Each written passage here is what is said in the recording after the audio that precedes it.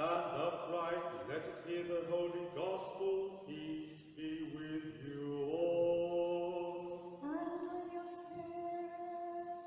The reading is from the holy gospel according to St. Matthew. Glory to you, Lord, glory to you. At that time, when Jesus came to the country of the Gergesenes, 2 demonics went to him, coming out of the tombs, so fierce that no one could pass that way. And behold, they cried out, "What have you to do with us, O Son of God? Have you come here to torment us before the time?" Now a herd of many pigs was feeding at some distance from them, and the demons begged him, "If you cast us out, send us away into the herd of pigs." And he said to them, "Go." So they came out and went into the pigs, and behold, the whole herd rushed down into a steep bank, into the sea, over a cliff, and perished in the waters. The herdsmen fled, and going into the city, they told everything and what had happened to the demon-possessed. And behold, all the city came out to meet Jesus, and when they saw him, they begged him to leave their neighborhood. And getting into a boat, they crossed over and came to his own city. Glory to you, Lord, glory to you. Glory be. Sit, please. Glory be to the Father, and to the Son, and to the Holy Spirit. Fear God and give him glory. Fear offending him and correctly worship him and correctly glorify him, and you will be saved.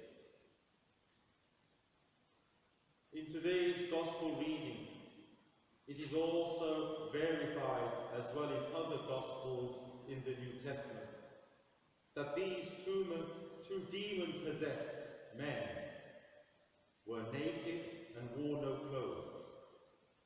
Similarly, demons also are spiritually naked, because although they were once angels, clothed in light from God, they lost it, and they rebelled against God, and were cast out of heaven and fell to earth, naked and homeless. Saint Paisius of Mount Athos, whose name we commemorate today, said that one of the reasons man was made was to fill those places made vacant by the angels that were cast out of heaven and became demons.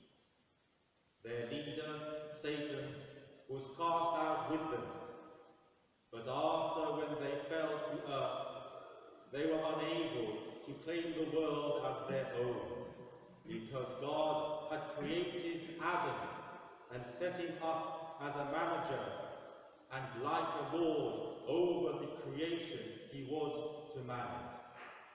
So Satan, in his jealousy, declared war on man, and planned how he might make him fall and lose his position of great honor, lose or weaken his relationship with God, which was bright and direct, so as to claim the world for himself, even though it is not his, because he is a thief.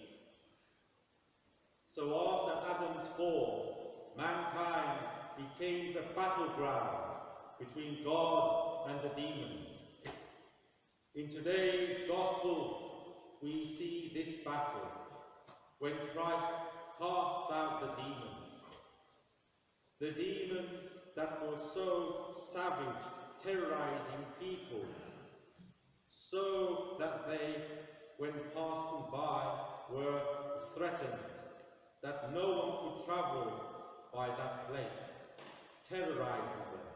These demons have now become the ones who are terrified of being ordered to go back to the abyss, where they would have to remain in darkness and despair until the judgment day. That is why they asked, "Have you come to torment us before the appointed time?"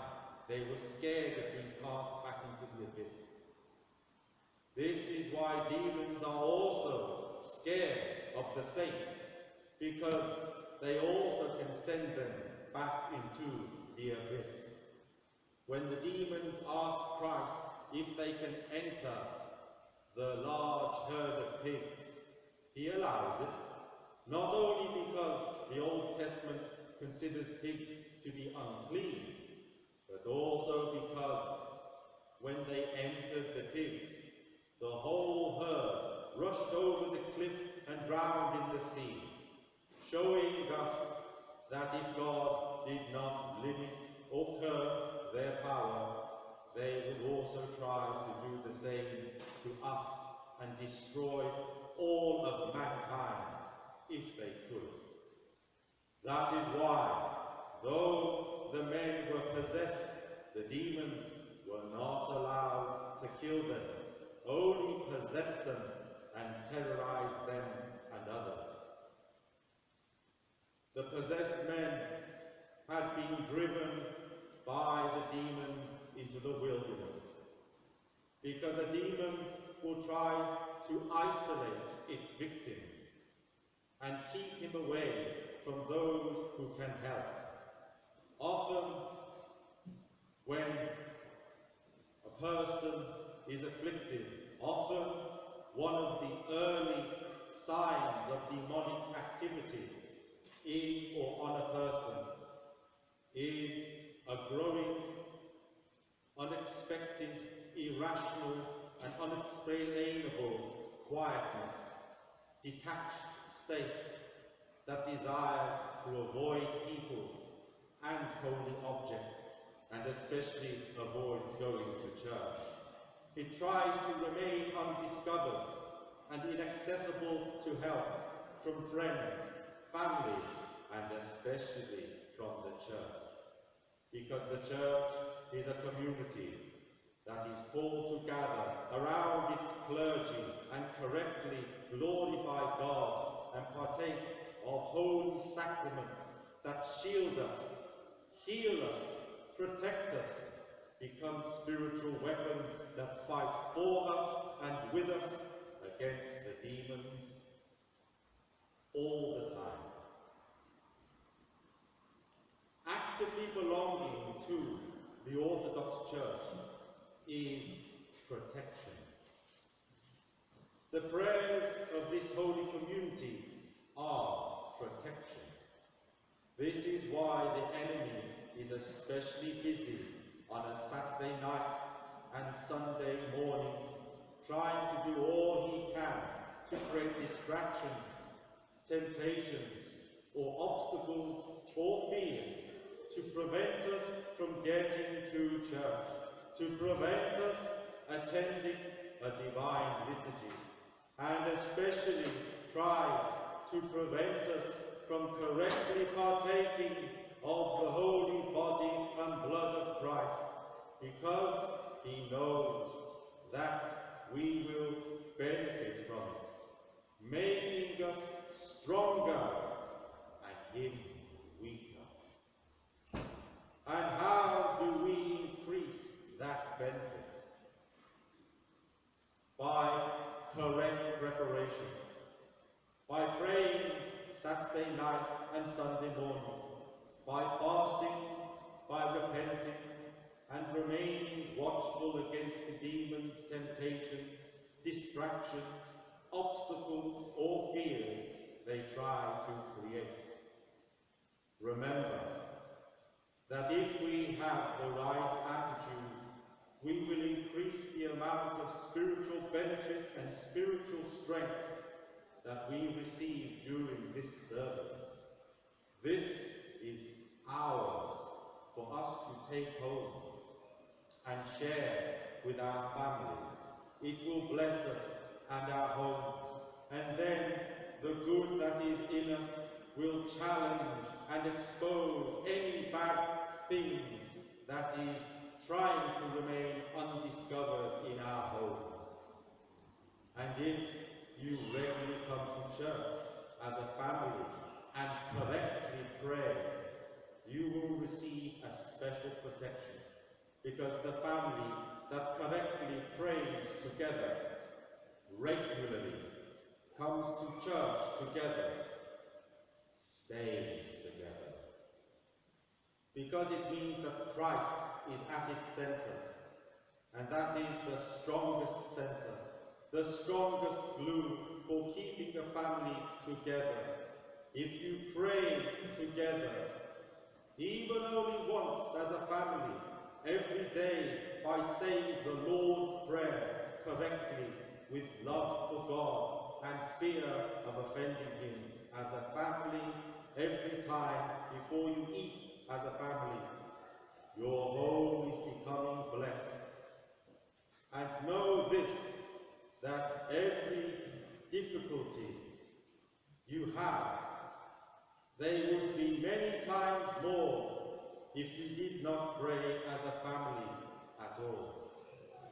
Imagine then how much more you will gain if you join in with the prayers in this holy service. Therefore, all of you here, listening, all without exception, as a Christian community, should, at the very least, in the service later on, should say the Lord's Prayer. And if anyone decides not to, they should, as a Christian, ask themselves, what is it that is in me that is stopping me or distracting me? Because the last line of the Lord's Prayer is, but deliver us from the evil one.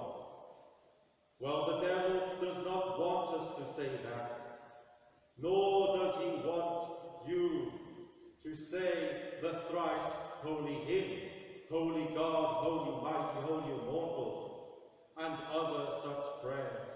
And nor does he want you to say the creed either, because it is declaring what you believe in as Orthodox Christians. So say them loudly, join in and say them, especially the Lord's Prayer. It is the perfect prayer that Christ has commanded us all to say. So let us all pray together as one holy church, as one big holy family, as one community full of love, because the language of God is love. So let us all confess it here in front of God, and then our homes will increase in that love, becoming holy and protected, and then